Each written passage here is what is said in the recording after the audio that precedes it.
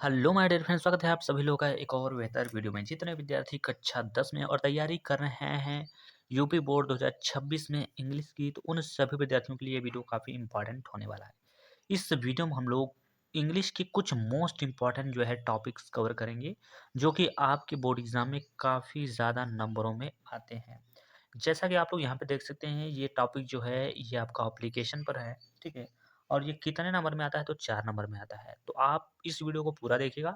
इस वीडियो से आपके यूपी बोर्ड में इंग्लिश में काफ़ी क्वेश्चन फँसने वाले हैं, ठीक है। तो आपको एप्लीकेशन कैसे लिखना है समझिएगा। सबसे पहले आप लोग लिखिएगा यहाँ पर टू, ठीक है। इसको थोड़ा-सा ऊपर कर लेते हैं। ये जो डॉट डॉट दिख रहे हैं यहाँ पर, इस पर आपका ध्यान नहीं जाना, क्योंकि ये पायलट पेन से लिखा गया है ना, तो इसकी वजह से ये जो है पेज के निचले वाले भाग में आ गया है, ठीक है। तो आप केवल वर्ड्स पर ध्यान दीजिएगा। सबसे पहले आप लिखेंगे टू, उसके बाद कॉमा लगाएंगे, उसके बाद लिखेंगे to the principal DN inter college Meerut. आप अपने स्कूल का भी नाम लिख सकते हैं, कोई दिक्कत नहीं है। इतना लिखने के बाद अब आप सब्जेक्ट यानी किसके बारे में यानी किस चीज़ के लिए आप निबंध लिख रहे हैं, तो वो लिखिएगा subject application for sister marriage. Sister marriage वाला आप लोग याद कर लीजिएगा, बहुत ज़्यादा इंपॉर्टेंट है, काफ़ी बार आया भी है और इस बार भी आने का फुल चांस है, ठीक है। तो इतना आप लिख दीजिएगा। उसके बाद क्या लिखिएगा, डियर सर या फिर मैडम, ठीक है। यहाँ पे लिखिएगा डियर सर या फिर ऑब्लिक का सिंबल लगा के मैडम लिख दीजिएगा। उसके बाद लिखिएगा respectfully I beg to say that, ठीक है। I beg to say that my elder, elder मतलब होता है बड़ा, ठीक है। जो बड़ा होता है ना उसको बोलते हैं elder. Elder sister marriage is going to celebrated on 15 March 2026, ठीक है, यानी 15 मार्च 2026। डॉट यहाँ पे ये फुल स्टॉप लगा दीजिएगा। उसके बाद क्या लिखिएगा, आई हैव, ठीक है, I have to attend this marriage, ठीक है। उसके बाद लिखिएगा I have a lot of responsibility for the same, ठीक है। फुल स्टॉप यहाँ लगाने के बाद आगे लिखना होगा, so I can unable to attend the college for 3 days, यानी 3 दिन में विद्यालय नहीं आ सकता है, ठीक है। इतना लिखने के बाद आगे आपको लिखना है, यहाँ पे थोड़ा सा ध्यान से समझिएगा। आगे लिखना है, एक लाइन यहाँ पर छोड़ दीजिएगा। उसके बाद लिखना है therefore kindly grant me leave for 3 days from 15 March to, यहाँ पर लिख दीजिए 17, ठीक है। 15 तो 17 ही हुआ, तो आप यहाँ पर 18 कर सकते हैं, क्योंकि 3 दिन के लिए मांगा गया है ना छुट्टी। तो आप अपने अनुसार कर सकते हैं, जिससे कि मान लीजिए 2 दिन के लिए, 3 दिन के लिए, तो ऐसा कर सकते हैं।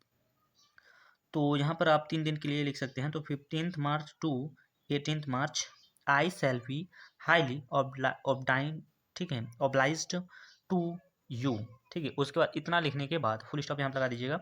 एक साइड आप लिखिएगा थैंक यू, उसके बाद डेट लिख दीजिएगा और यहाँ पर लिखिएगा योर ऑब्डाइंटली नेम और क्लास। इतना आप लिख लीजिएगा, आपका जो है 4 नंबर कहीं पे नहीं गया है, ठीक है। बढ़िया तरीके से लिखिएगा, राइटिंग बना के लिखिएगा, तो आपका पूरा में पूरा नंबर दे दिया जाएगा, ठीक है। तो चलिए अब हम लोग चलते हैं अपने नेक्स्ट टॉपिक की ओर। चलिए नेक्स्ट टॉपिक जो हमारा है वो ग्रामर पोर्शन में। आप सभी को पता होगा कि आपके यूपी बोर्ड में जो है ग्रामर में क्या क्या देखने को मिलेगा।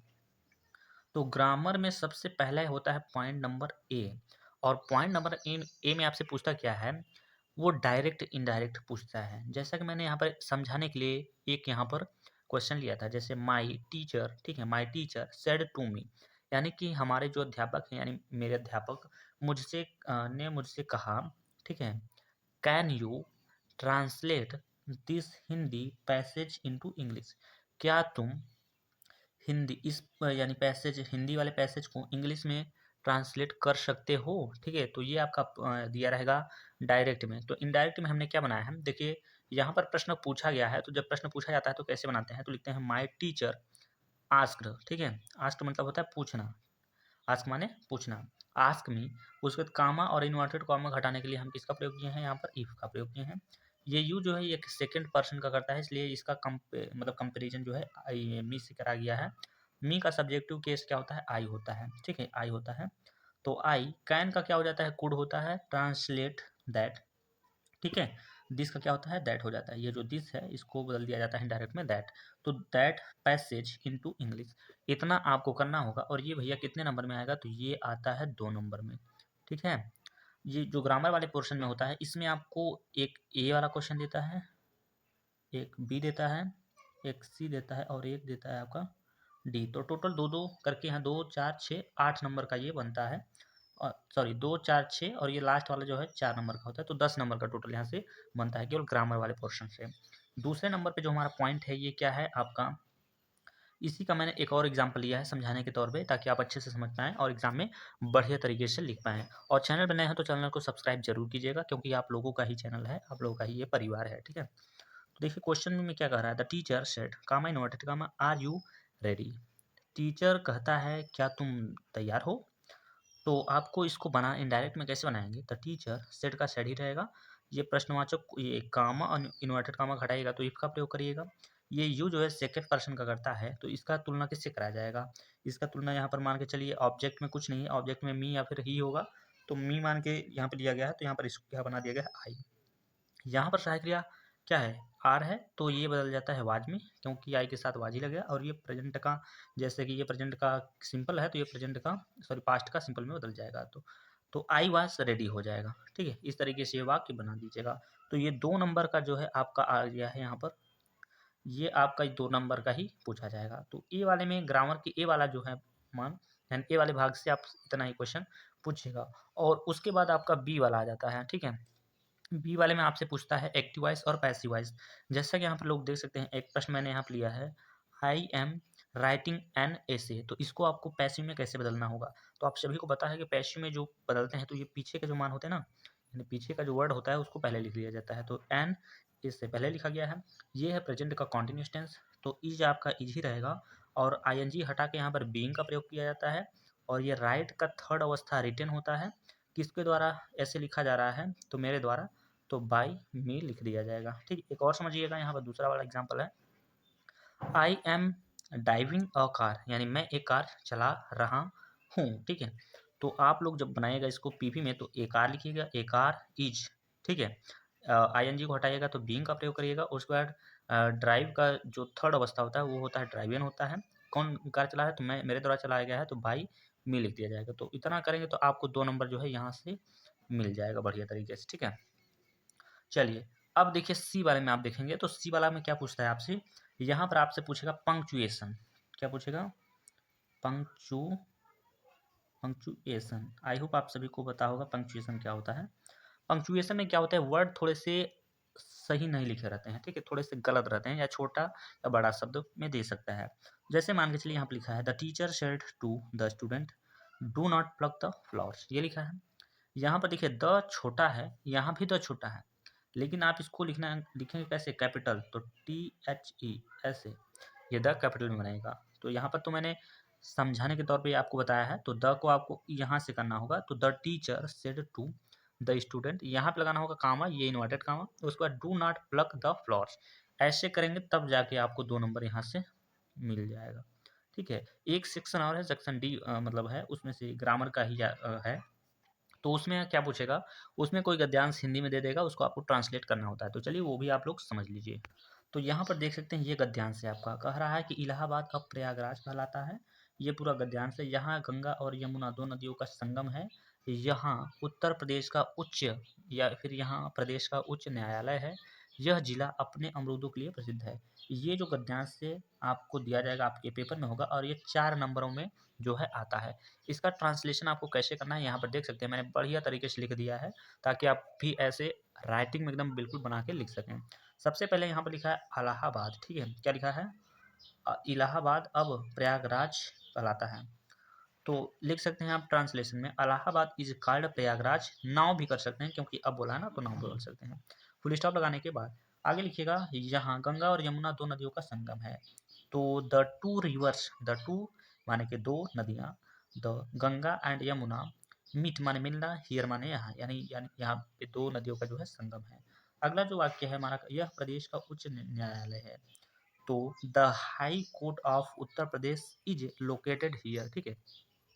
आगे क्या बोल रहा है कि यह जो है, यह जिला अमरूदों के लिए प्रसिद्ध है, तो दिस डिस्ट्रिक्ट माने यह जिला, इज फेमस माने प्रसिद्ध, फॉर किसके लिए, इट्स गुआवाज। इतना आप लिखिएगा, 4 नंबर भी आपका हो जाएगा, कितना, 4 नंबर हो जाएगा। इस वीडियो को आप लोग पूरा अगर देखेंगे तो आपके अंग्रेजी के काफ़ी ज़्यादा टॉपिक क्लियर हो जाएंगे। हम जो है इस चैनल पे जो है टॉपिक वाइज जो है वीडियो आपको प्रोवाइड करेंगे, ताकि आपके एग्ज़ाम में फँसे और आपको भी अच्छा लगे, हाँ, जो हमने पढ़ा वो एग्ज़ाम में आया है, ठीक है? चलिए नेक्स्ट टॉपिक, यहाँ तक तो आप आई होप आप सभी लोग समझ गए होंगे, लिख भी लिए होंगे। अब हमारा जो अगला टॉपिक होगा वो होगा सेंट्रल आइडिया पे, ठीक है? चलिए, यहाँ पर आप लोग देख सकते हैं चैप्टर का नाम क्या है, डस्ट ऑफ स्नो। यहाँ से देखिए सेंट्रल आइडिया जो होता है आपके पेपर में जो है 3 नंबर में पूछा जाता है, ठीक है? जो कि बहुत छोटा होता है लिखने को। यहाँ पर देख सकते हैं ये पूरा मैंने सेंट्रल आइडिया लिख दिया है। तो आप लोग याद कैसे करेंगे? सबसे पहले क्या लिखा है यहाँ पर, हेडिंग का लिखिएगा डस्ट ऑफ स्नो। तो the poem dust of snow, इसको ब्लैक पेन से लिखिएगा, ये वाला जो है आप यहाँ पे देख सकते हैं।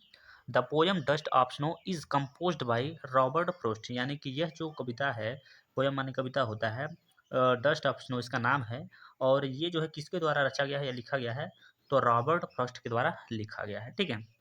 आगे यहाँ पे पढ़िएगा, तो in this poem the poet was sad mood, यानी कि इस कविता में जो कवि है वो क्या है, उदास है। सैड मूड माने उदास होता है। It seen had seen snowing soon a crowd came, ठीक है? इस कविता में जो कवि है वो उदास था, ठीक है? वह बर्फबारी जो है होते हुए क्या कर रहा था, देख रहा था, क्योंकि यहाँ पे लिखा है ना, यहाँ पे ध्यान समझिएगा, it had seen snowing soon a crowd came, यानी कि कहने का मतलब ये हुआ कि जो कवि था वो बर्फबारी होते हुए देख रहा था, तभी एक जो है कौवा वहां पर आ गया, ठीक है? आगे पढ़ते हैं, यहाँ पर लिखा है struck the dust of snow on poet, poet माने कवि होता है। Struck the dust of snow on poet, this changed his mood, ठीक है? आगे समझिएगा यहाँ पर जो कौवा था ना, तभी एक कौवा वहां पर आया और उसने पेड़ से जो है बर्फ की जो है धूल झाड़ दी, ठीक है? क्या किया, झाड़ दिया, जो जो वो कवि था ना उसके ऊपर थोड़ा सा गिर गया। आगे पढ़ते हैं यहाँ पर, तो आगे पढ़ते हैं यहाँ पर, this change mood it represented a movement that some simple but has large simplification in our life, ठीक है? आगे क्या लिखा है, तो we face both sorrow and happiness every should be hopeful for attention. कहने का मतलब ये हुआ कि जब वो कौवा जो है पेड़ पे जो बर्फ गिरा हुआ था उसको झाड़ दिया, तो उनमें से जो है कुछ धूल माने कि झाड़ने के बाद कवि के ऊपर थोड़ा सा गिर गया। इससे क्या हुआ, उसका मन जो है बदल गया। किसका, कवि का। भाई कवि तो उदास बैठा था ना भैया, तो कवि का जो है मन जो है बदल गया, और वह क्या हो गया, प्रसन्न हो गया। इस ठीक है, और वो क्या हो गया, प्रसन्न हो गया। उसके बाद लास्ट स्टेप जो कह रहा है कि every one should be hopeful for, hopeful मतलब होता है आशा, फॉर बेटरमेंट, ठीक है? यानी हर किसी इंसान को उन्नति के लिए आशावान होना चाहिए। आशावान का मतलब होता है कि इच्छा, यानी कि इच्छा होना चाहिए कि मैं भाई उन्नति करूँगा, ठीक है? क्योंकि देखिए यहाँ पर कहानी कितना बढ़िया से यहाँ पर बताया गया है, आप पढ़िएगा तो समझ में आएगा। तो ये वाला जो है एक आप सेंट्रल आइडिया याद कर लीजिएगा। मैं यहाँ पर 3 सेंट्रल आइडिया आपको बताऊँगा, तो ये वाला मैंने समझा दिया, बाकी 2 जो है आपको लिख लेना होगा, स्क्रीनशॉट के कर लीज करके कर रख लीजिएगा, क्योंकि आप सभी को पता है आपका जो पेपर है वो 23 जो है फरवरी को होने वाला है। यानी कि 2 दिन, 1 दिन बाद ही होगा, मतलब कल हो जाएगा 22 और 23 को होना है, ठीक है? तो चलिए हम दूसरा वाला सेंट्रल आइडिया देख लेते हैं। चलिए यहाँ पर आप लोग देख सकते हैं जो दूसरा सेंट्रल आइडिया है आपका है क्या, फायर एंड आइस। बहुत ही ज़्यादा इंपॉर्टेंट ये भी सेंट्रल आइडिया है भाई साहब, इसको आप लोग याद कर लीजिएगा, ठीक है? पहले तो स्क्रीनशॉट मार के रख लीजिए, ठीक है? स्क्रीनशॉट मार के रख लीजिए और अपनी क्वालिटी थोड़ा सा बढ़ा लीजिए, क्योंकि हो सकता है वीडियो में क्वालिटी थोड़ा सा कम दिखे, तो आप थोड़ा सा बढ़ा लीजिएगा। तो ये सेंट्रल आइडिया आप याद करिएगा। एक सेंट्रल आइडिया और मैं आपको बताऊंगा, और उसको भी आप लोग अच्छे से पढ़िए। तो यहाँ पर आप लोग देख सकते हैं ये सेंट्रल आइडिया का नाम क्या है, टाइगर इन द जू, ठीक है? टाइगर इन द जू यानी चिड़ियाघर में क्या है, शेर है भैया। तो ये वाला भी सेंट्रल आइडिया बहुत ज़्यादा इंपॉर्टेंट है। ये तीनों सेंट्रल आइडिया अगर आप कंप्लीट कर लेते हैं तो इन तीनों में से कोई ना कोई सेंट्रल आइडिया आपके बोर्ड एग्जाम में जरूर फंसेगा, और नहीं फंसेगा तो पेपर देने के बाद इस वीडियो पे आएगा और कमेंट करिएगा कि भैया जो आपने बताया वो नहीं फंसा है, ठीक है? चलिए अब हम चलते हैं अपने नेक्स्ट टॉपिक की ओर। तो यहाँ पर देख सकते हैं मैंने ये जो है ये आर्टिकल है आपका जो कि इंटरटेनमेंट पर है, और आर्टिकल आपके बोर्ड एग्जाम में जो है 6 नंबर में जो है देखा, मतलब आता है 6 नंबर में जो है मिलता है वहाँ पे। तो ये काफ़ी ज़्यादा नंबर होता है आप लोगों के लिए, ठीक है? ये काफ़ी ज़्यादा नंबर है, तो इसको आप लोग अच्छे से समझिएगा, और ये वाला स्क्रीनशॉट का मैं यहाँ पे आपको बताऊंगा पूरा, एकदम अच्छे से समझने का प्रयास करिएगा। तो टॉपिक का नाम क्या है, इंटरटेनमेंट, ठीक है? ये टॉपिक का नाम है, यानी इस पर आपको जो है आर्टिकल लिखना है। तो सबसे पहले मैंने यहाँ पर लिखा है क्या, वी कैन एस्केप, ठीक है, the daily monotony of our mountain lives, ठीक है, या फिर इसे लाइफ से बोल सकते हैं, बाई इंजॉइंग, ठीक है। इसका मतलब ये हुआ कि हम अपने साधारण दैनिक जीवन की एक एक जो है रास्ता से मनोरंजन का आनंद लेकर, ठीक है, बच सकते हैं, ठीक है, एंटरटेनमेंट, एंजॉइंग एंटरटेनमेंट होता है। उसके बाद अगला स्टेप आप देखिएगा यहाँ पर, नाउ, ठीक है, now your days life is very complicated and tearing, ठीक, ठीक है, टीरिंग। उसके बाद इसका मतलब क्या होगा कि आजकल जीवन बहुत जटिल और थकाने वाला हो गया है, ठीक है, टीरिंग मतलब होता है थकाने वाला, ठीक है। आगे, people often sick people often sick relief from these. आगे यहाँ पर देखिए क्या लिखा है, ट्रबल्स, डांस, सिंगिंग, वाचिंग और television and other entertainment activities, ठीक है। और पढ़िएगा, और वे अक्सर इन परेशानियों से पाने के लिए, यानी परेशानियों से राहत पाने के लिए मनोरंजन का सहारा लेते हैं, ठीक है। अब मनोरंजन में क्या क्या करते हैं, मनोरंजन में क्या क्या करते हैं, तो भैया क्या कर सकते हैं, डांस कर सकते हैं, ठीक है, नाच गाना कर सकते हैं, गाना कर सकते हैं, वॉचिंग मैंने होता है देखना, होता है क्या, टेलीविजन, वॉचिंग टेलीविजन, ये सब जो है कर सकते हैं अपनी मनोरंजन के लिए, ठीक है। आगे यहाँ पर देखिएगा, आगे यहाँ पे समझिएगा, और often use to refresh, refresh माने होता है अपने आप को एकदम अच्छा, यानी तरोताज़ा करने के लिए, ठीक है, तरोताज़ा करने के लिए। वीक यानी कि एक सप्ताह में, people often engage in this activities to recharge their minds and take a break, ठीक है। इसका मतलब लोग इन गतिविधियों में भाग लेकर अपने मन को पुनः ऊर्जावान बनाते हैं, क्या बनाते हैं, ऊर्जावान, ताकि हमारा मन शांत हो और हम और अच्छे से काम कर सकें, ठीक है। चलिए आगे यहाँ पर समझिएगा, और इट इज़ आल्सो, ठीक है, it is also problematic when people are exposed to much entertainment as it hinders, ठीक है, their ability to concentrate their power, ठीक है। उसके बाद और अपने दैनिक दिनचर्या से कुछ समय का विराम लेते हैं, ठीक है। यहाँ पर और इसका मतलब होगा, हालांकि जब लोग अत्यधिक मनोरंजन के संपर्क में आते हैं भी समस्या हो जाता है, यानी कि आप कहने का मतलब ये हुआ कि जब आप ज़्यादा मनोरंजन करने लगेंगे तो आपको वो भी आपको दिक्कत कर सकता है। क्या दिक्कत कर सकता है, क्योंकि जो यह मतलब मनोरंजन आप इतना ज़्यादा करने लगेंगे तो आपकी जो एकाग्रता है वो एकदम खोने लगेगा, और फिर आप मनोरंजन करते ही रह जाओगे, फिर अपने काम में आप ध्यान नहीं दे पाओगे, ठीक है। तो काफ़ी अच्छा जो है आर्टिकल आप ऐसे लिख सकते हैं, आप अपने अनुसार भी आप लिख सकते हैं चाहे तो, ठीक है। तो चलिए इस वीडियो में हम लोगों ने काफ़ी अच्छे-अच्छे टॉपिक जो है कवर किए हैं। आई होप आप सभी को समझ में आया होगा, इंटरेस्टिंग भी लगा होगा, मज़ा भी आया होगा। तो चलिए इसी बात पे लाइक कर दीजिएगा। तो चलिए इस वीडियो में बस इतना ही, मिलते हैं किसी नेक्स्ट वीडियो में, तब तक के लिए जय हिंद, जय भारत।